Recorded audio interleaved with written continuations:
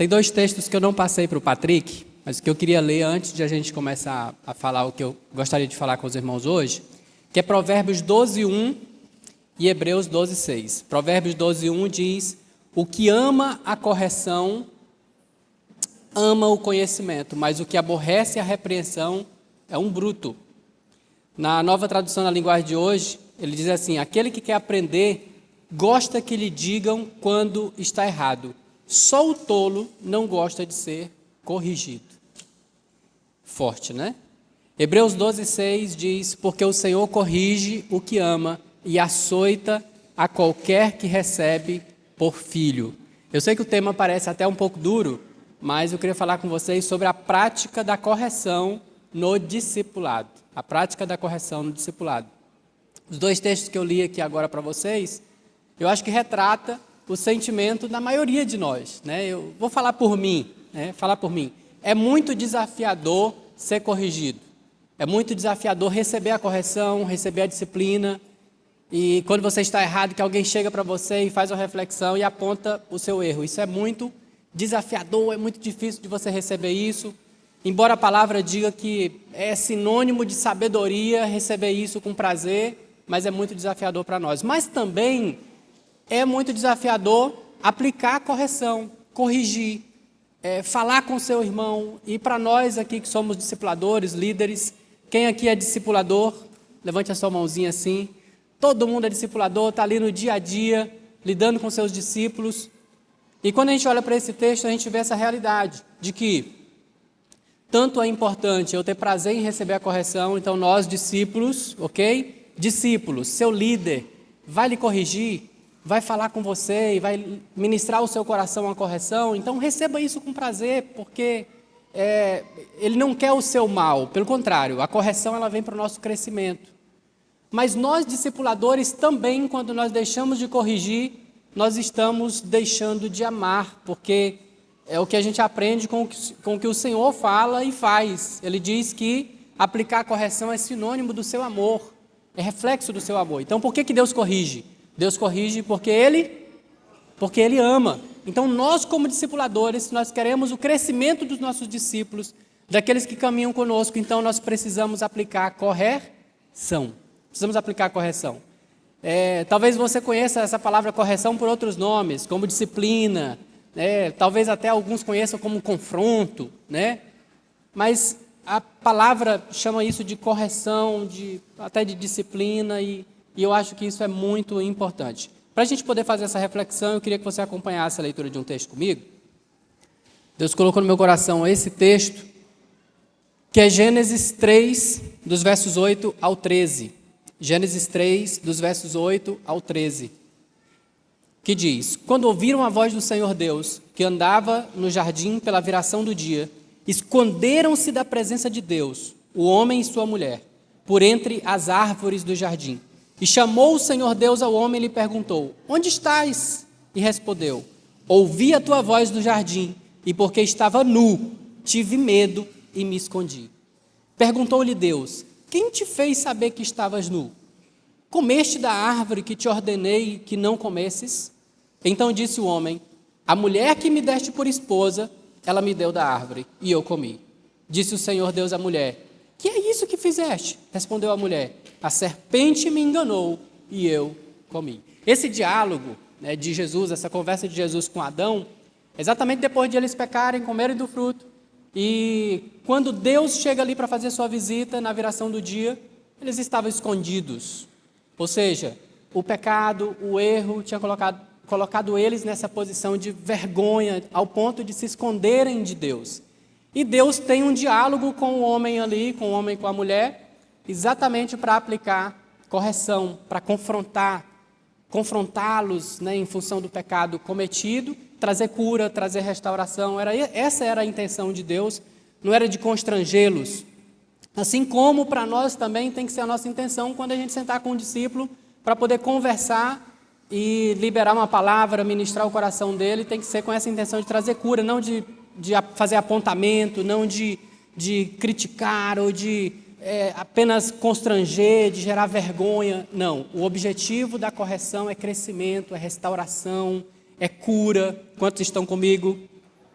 Amém? Gênesis 3:21, prova disso. Gênesis 3:21 diz: fez o Senhor Deus vestimenta de peles para Adão e sua mulher e os vestiu. Então, depois do confronto, depois de eles receberem luz sobre aquele problema, o Senhor os trata, mas depois vai lá e traz novas vestes para eles, trazendo cura, restauração. Então, quando o discipulador senta com você e corrige você, e aponta uma falha, e aponta um problema que precisa ser resolvido, isso é feito porque ele, primeiro, porque ele te ama. Assim como Deus nos corrige porque ama, o discipulador também vai corrigir porque ele ama. Isso é uma ação de amor.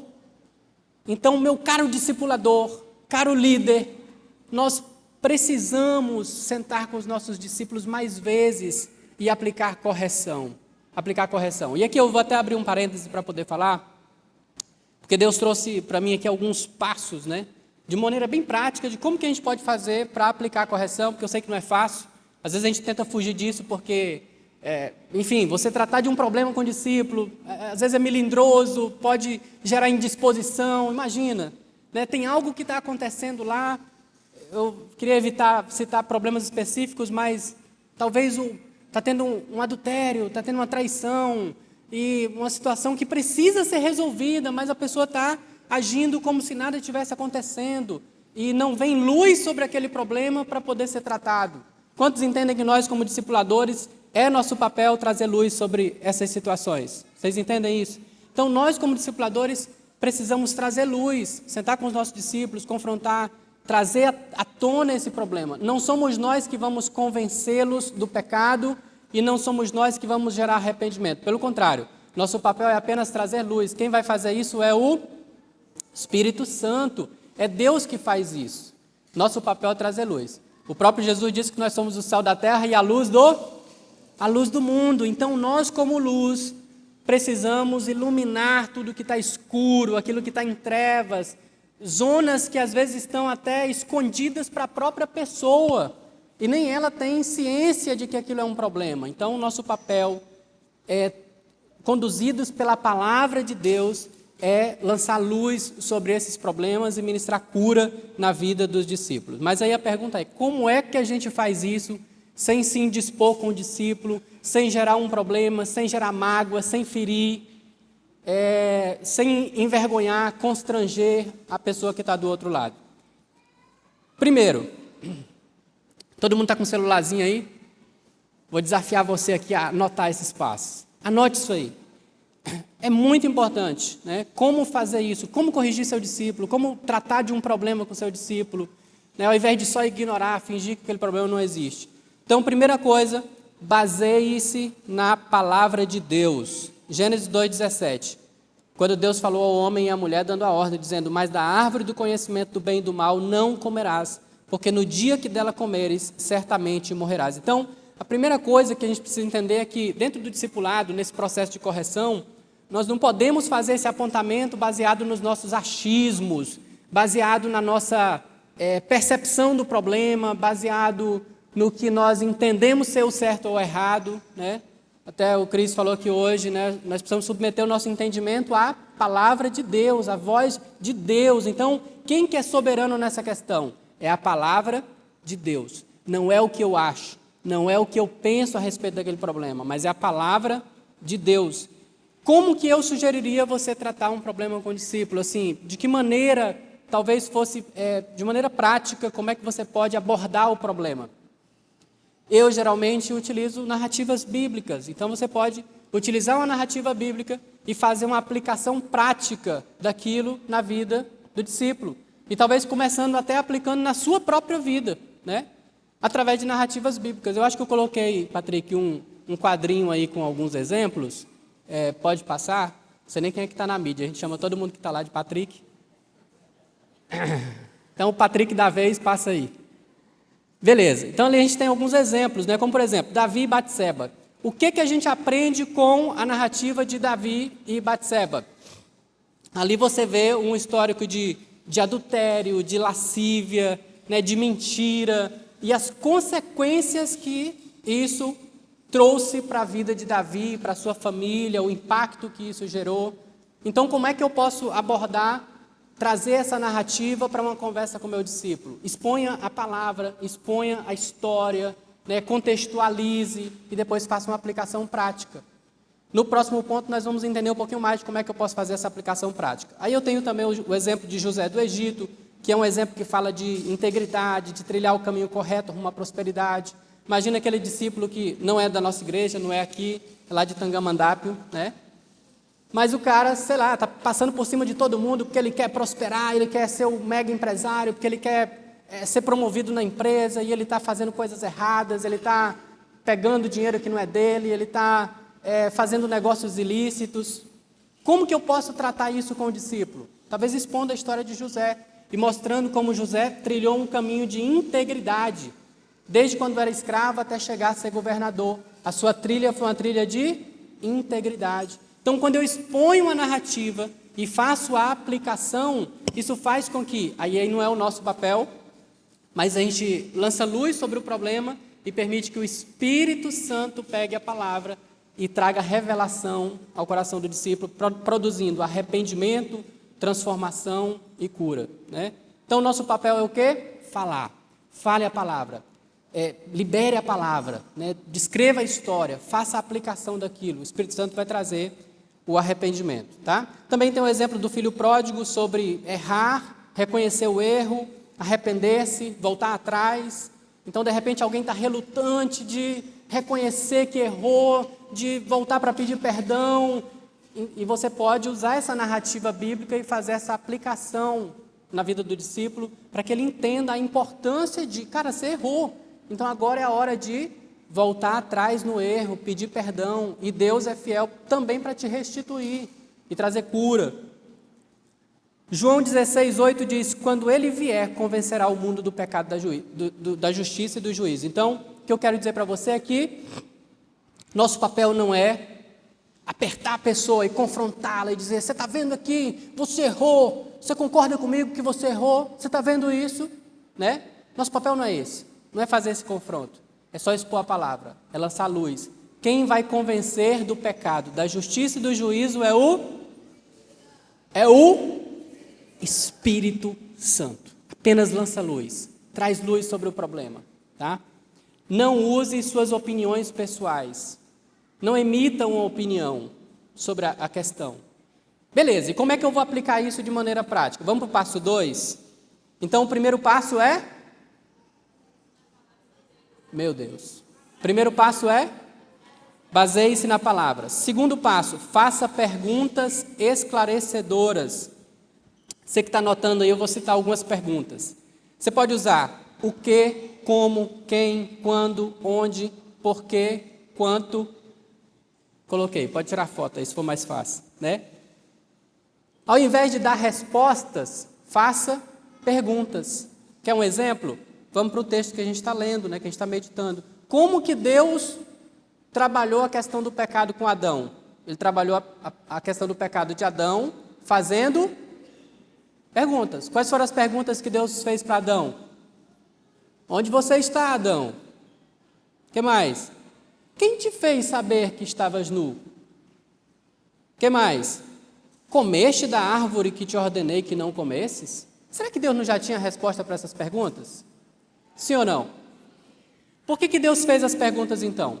Existe um princípio, sem querer fugir muito do assunto aqui, chamado de maiêutica, né, que é da filosofia de Sócrates, e que é muito aplicado hoje, inclusive em várias universidades, né, em Oxford, por exemplo, e outras faculdades do mundo.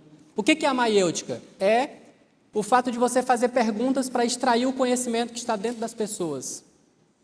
Por exemplo, quer ver um local onde a gente usa muito a maiêutica, e talvez você não saiba porquê, mas tem uma explicação para isso? Nos nossos lives. Geralmente o líder faz ali uma introdução breve da palavra e depois ele faz uma pergunta.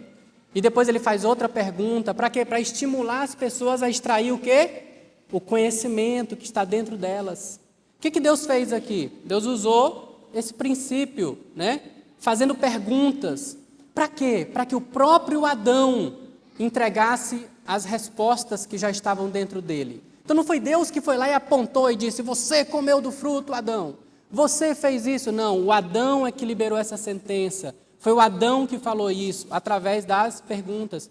Então, ao invés de nós, na hora do discipulado lá, expor a palavra e depois ir lá e apontar para o discípulo e falar, ó, tá vendo aqui, você fez igualzinho o Davi. Não, né? Faça perguntas. Perguntas do tipo, ô Nery, como que essa história de Davi fala com você? Como que essa história de Davi ministra o seu coração? Tem algo na história que nós acabamos de mencionar que converge com a sua história, que tem a ver com a sua vida? Então são perguntas para que o próprio discípulo possa expor e falar do que está acontecendo na vida dele, ok? Outras perguntas que nós poderíamos ver ali naquele cenário de Deus com Adão e com Eva, né? Por exemplo, ele poderia perguntar, o que aconteceu para que você sentisse medo, Adão? O que te levou a desobedecer a ordem do Senhor de não comer daquela árvore, Adão? Como você acha que suas ações afetaram seu relacionamento com Deus, Adão? Né? Quando você percebeu que tinha cometido um erro, Adão? Você está entendendo? Então são perguntas, Eu tenho ficado fascinado por esse universo de perguntas, né? Tem um livro que eu recomendo vocês lerem, chama Negocie como se sua vida dependesse disso, do Chris Voss, que é um ex-agente do FBI, responsável por negociações, um livro fantástico. Lá, as perguntas esclarecedoras que nós estamos chamando aqui, lá ele chama de perguntas calibradas. E é muito utilizado na negociação de reféns, e liberação de reféns, e negociações de sequestro. Tá? Então, o primeiro passo desse processo de correção do discípulo é basear-se na palavra de Deus. O segundo é faça perguntas. Terceiro, gere responsabilidade pessoal. Eu não sei se assusta vocês, mas me deixa incrivelmente assustado. E é um reflexo do que acontece com a gente. Quando Deus começa a falar com eles, e aí o Adão diz o quê? Não, é culpa minha não. Culpa mesmo é da mulher que tu me deu. A culpa é dela. Aí Deus vai falar com a mulher diz o quê? Não, que isso? Para, a culpa não é minha, a culpa é da serpente. Vocês notam alguma semelhança, né, com o nosso cotidiano, a nossa vida? Por quê? Porque muitas vezes a gente está tentando fugir das responsabilidades. Só que tem algo na palavra que é imutável. Gálatas 6:7 diz: não vos enganeis, de Deus não se zomba, pois aquilo que o homem semear, isso também ceifará. Então, pecou, meu irmão, você vai ser perdoado, amado, curado, mas vai colher as consequências do pecado do mesmo jeito. As consequências, elas vão ser vividas. E para Adão e Eva não foi diferente, então teve consequências. Por isso Deus trouxe responsabilidade pessoal para eles. Ele não foi punir só a serpente, não, ele puniu o Adão, ele puniu a Eva e ele puniu a serpente. Quando eu digo punir, eu não estou falando que foi Deus que fez isso, isso foi uma consequência natural dos atos de cada um deles. Então, dentro do discipulado, como é que você pode fazer isso? Eu faria até uma pergunta, né? Como a gente está falando aqui muito de perguntas, então pergunte para o camarada, né? Use isso, diga assim, Nery, e como você acha que vai ser daqui para frente? Né? Quais as consequências que você acha que esse seu erro trarão e serão inevitáveis? Como nós vamos resolver isso? Você está entendendo? Então são perguntas. Ok? Gere autorresponsabilidade, faça a pessoa assumir realmente o problema. E isso vai ser feito através de perguntas também. Não é que a gente tem essa mania mesmo de querer colocar a culpa no outro. Hora ou outra a gente está colocando a culpa na serpente, está colocando a culpa no diabo. Igual, acho que vi o Cláudio Duarte falando sobre isso, de uma pessoa que chegou para ele, dizendo que o diabo tinha feito a fatura do cartão de crédito dela, né, estourar. E ela disse, isso é coisa do inimigo, isso é coisa do diabo, que acabou com minhas finanças esse mês. E ele disse, traga a fatura aqui do cartão de crédito. Vamos olhar aqui. Aí pegou de uma por uma. Está aqui. Capim Dourado Shopping, Carmen Steffes. Essa daqui é do diabo? Não, essa daí é minha. Então, pare de terceirizar a culpa, né? A responsabilidade, nem a culpa, a responsabilidade.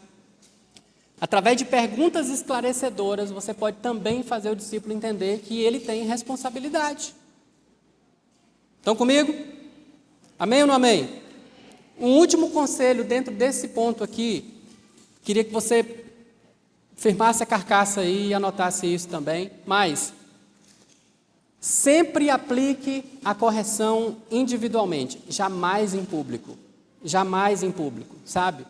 Sabe aquele tipo de correção que às vezes você dá no atacado, para ver se quem você quer realmente falar, pega no ar aquela correção, né? Não, irmão, com amor e movido por oração, a graça de Deus na sua vida, chame essa pessoa em particular, aplique esses princípios práticos e corrija a pessoa individualmente, não em público.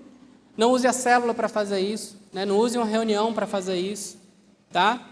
Fale individualmente na vida do seu discípulo. Outra coisa que eu digo aqui, discipulado, reunião de discipulado não é só para corrigir.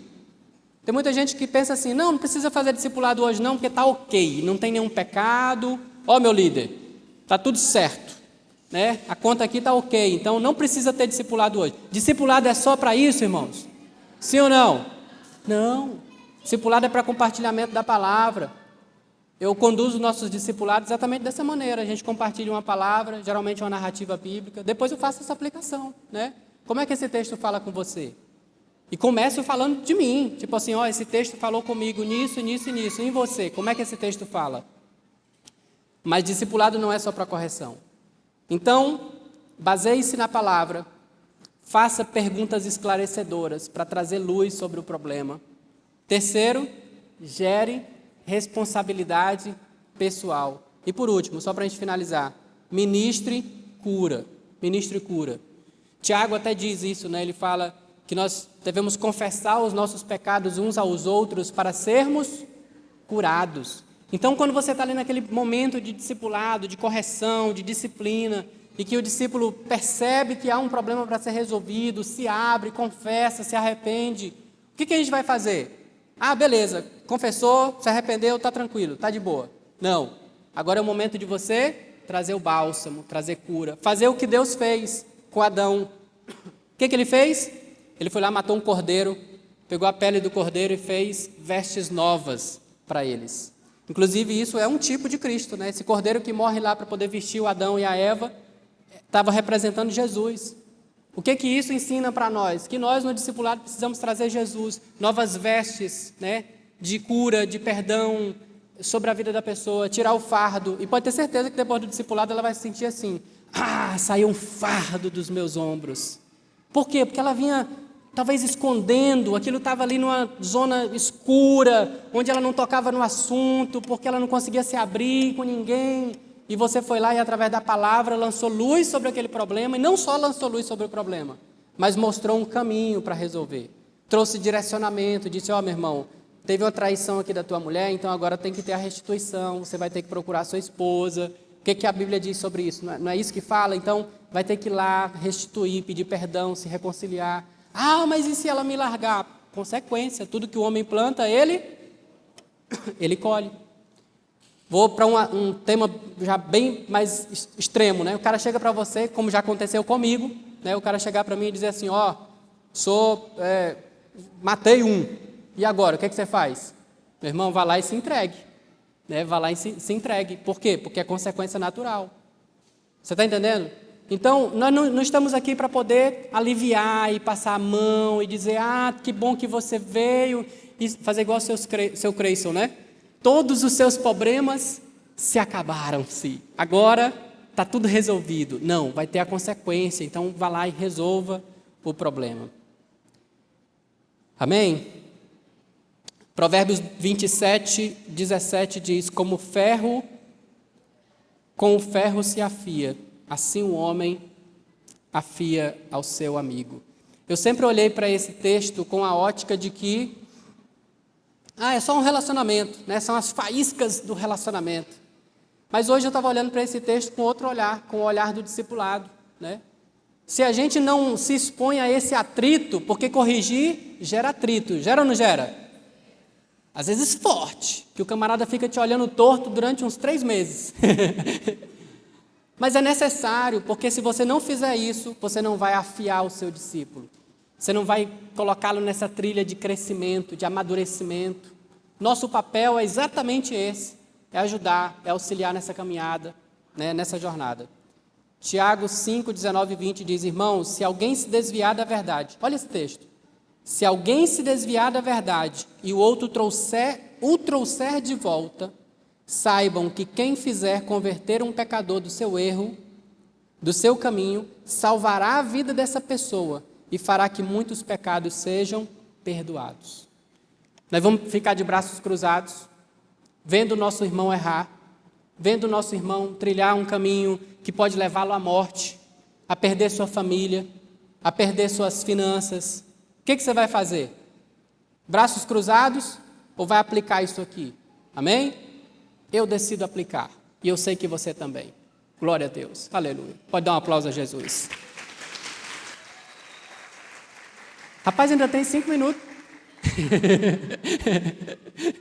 Acho que eu fiquei tão apegado à palavra do meu líder, que meu líder falou assim: rapaz, essa palavra desse tamanho aí, 4 pontos, só meia hora, né? Mas acho que a gente vai liberar mais cedo. Reunião de setor, tá bom? Deus abençoe, gente.